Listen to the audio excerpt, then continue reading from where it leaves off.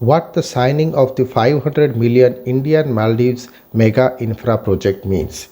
This infrastructure project, the largest ever by India in the Maldives, involves the construction of a 6.74-kilometer long bridge and causeway link that will connect the Maldives capital Malé with the neighboring islands of Vilingi, Gulfalu and Thilafalsi. A year after India's External Affairs Minister Dr. S. Jaishankar visited the Maldives and during a meeting with his counterpart, Maldives Foreign Minister Abdullah Sahid announced the signing of a 500 million infrastructure project. The Maldives government officially signed an agreement with Mumbai-based company Afcons for the construction of Greater Malay Connectivity Project. The infrastructure project, the largest ever by India in the Maldives, involves the construction of a 6.74-kilometer long bridge and the causeway link that will connect the Maldives capital Malé with the neighboring islands of Vilingi, Gulafalu and Thilafusi. According to India's High Commission in the country, this project was funded by India in a grant of 100 million with a line of credit of 400 million. The Greater Malay Connectivity Project supports the vision of Prime Minister Modi and President Sohail for strong bilateral relations. The seeds of the project were planted during the External Affairs Minister's visit to Malay in September 2019. The GMCP is concrete proof that India is a robust development partner of the Maldives in addition to being the first responder in times of any emergency in the Maldives. Sanjay Sudhir, High Commissioner of India to the Maldives, told IndianExpress.com in a statement. The GMCP is not only the biggest project India is doing in the Maldives but also the biggest infrastructure project in the Maldives overall. This iconic project will give a major boost to the Maldivian economy, Sudhir added. What is the project about? In August last year, the Indian Express had reported that New Delhi had decided to support the implementation of the project following a request from the Maldives government. The project is significant because it facilitates inter-island connectivity in the country, said Dr. Gulbin Sultana, a research analyst at the Manohar Parrikar Institute for Defense Studies and Analysis, whose area of research includes Maldives. Transporter is a major challenge for residents who have to take boats or seaplanes to distant islands. Locals take ferry or boat, Sultana told IndianExpress.com. It becomes even more difficult during the monsoon when the seas are rough. The bridge that would connect Malay with three neighboring islands would ease the process, Sultana added. The Chinese-made 1.39-kilometer long Sinmalay Bridge connects Malay with the islands of Hululu and Hulmali, and this project 4 tier longer would link the three islands.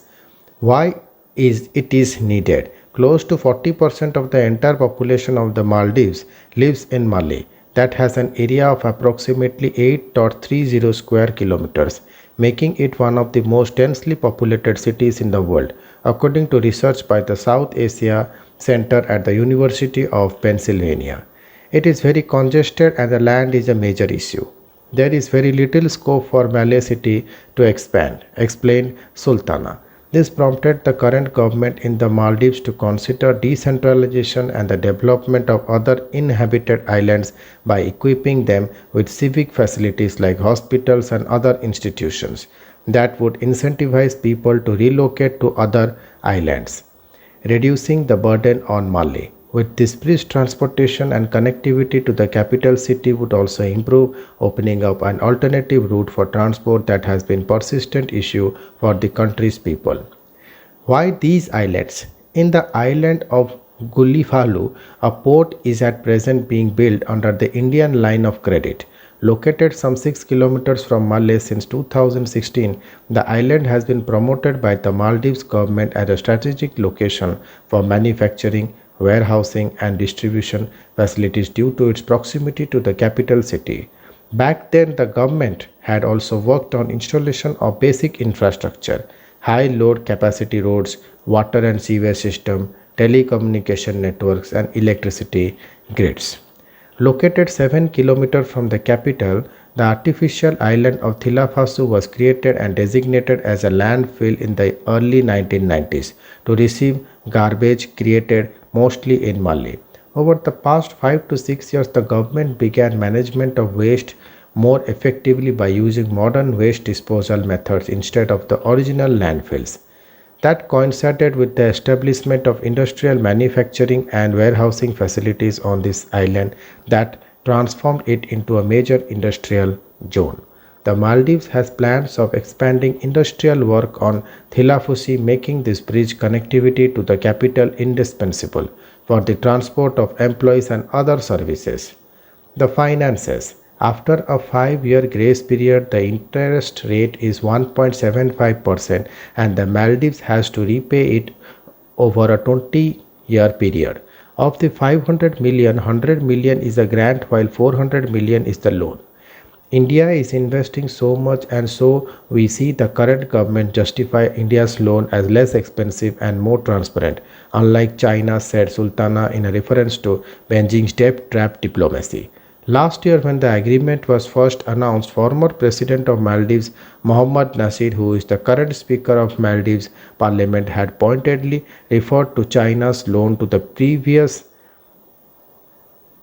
Yamin government in a tweet. The super low cost development assistance announced by Dr. S. Jaishankar today is exactly what Maldives needs. Genuine help from a friend to help us build critical infrastructure rather than eye-wateringly expensive commercial loans that leaves the nation mired in debt. Maldives hasn't really been clear about how much debt they owe to China. Nasir says that Maldives owes 3.4 billion, but the Chinese ambassador to the country says it is just 1.4 billion.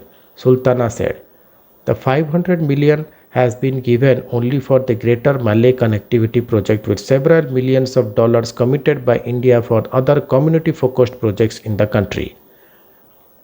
When India provides financial assistance, it is always demand driven. The government of the Maldives decided what projects they want to use that money for.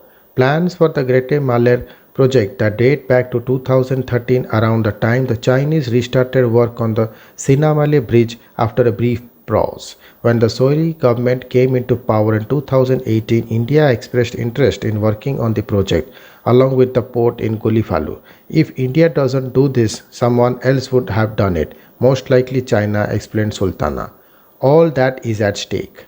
This isn't only an ambitious project involving both India and the Maldives. The terms of the agreement call for the completion of the bridge by 2023. If Mumbai-based Afcon fails to deliver on the deadline, potentially it might not reflect well on bilateral relations. That is a problem because countries complain that India doesn't deliver on projects and they tend to make comparisons with China, said Sultana. For India, Maldives hold strong strategic importance, and showing that it can deliver would help mitigate some concerns that may exist in the Maldives.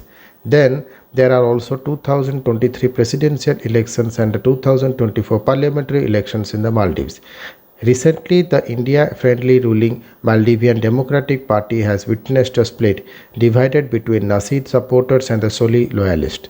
It would be in India's interest to finish the project by 2023 because the MDP couldn't win the last Malay Council election.